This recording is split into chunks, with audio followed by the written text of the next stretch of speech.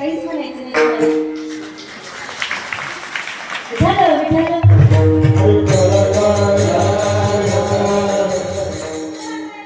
शिवबाला सांगितलं शिवबा अरे धर्म अरे मोक्ष हा म्हणजे काय फक्त भजन केल्यानंच प्राप्त होतो असं नाही रे अरे दृष्टाला शासन देणं हा पण धर्म म्हणा धर्माची पालन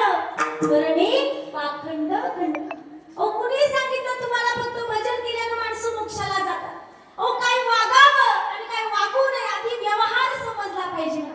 आणि उत्तम व्यवहार जमला ना उत्तम व्यवहार जमला की उत्तम परमार्थ करण्याची गरजच पडत नाही उत्तम व्यवहार हाच उत्तम परमार्थ तुकोबानं सांगावं जोडून या धन उत्तम व्यवहारे उदास विचारे विच करी परिणाम उत्तमची गती तो एक पावेल नि उत्तम भोगील जीव खाणीला ऐका ना शोभा ओ आनंदाने हे राज्य उभं करा खूप धन कमवा खूप सत्ता कमवा संपत्ती कमवा फक्त माझं एक गोष्ट ऐका ना हे सगळं कमवत असताना काही गोष्टी पाळा म्हणाले की तू के करी बलत्या परी परद्रव्य परनारी सांडोनी अभिलाष अंतरी वर्ते व्यवहारी सुखरूप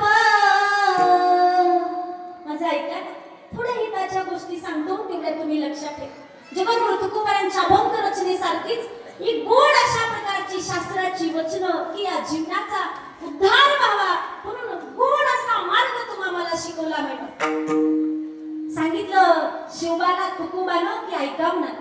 तुम्ही थोडं बारकाईनं जर ऐकलं ना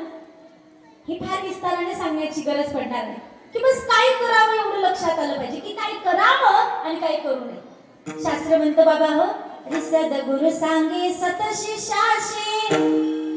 खळवा त्याशी बोलू नये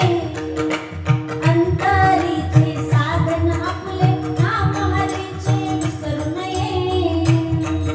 सचिन दादा पुढं बाय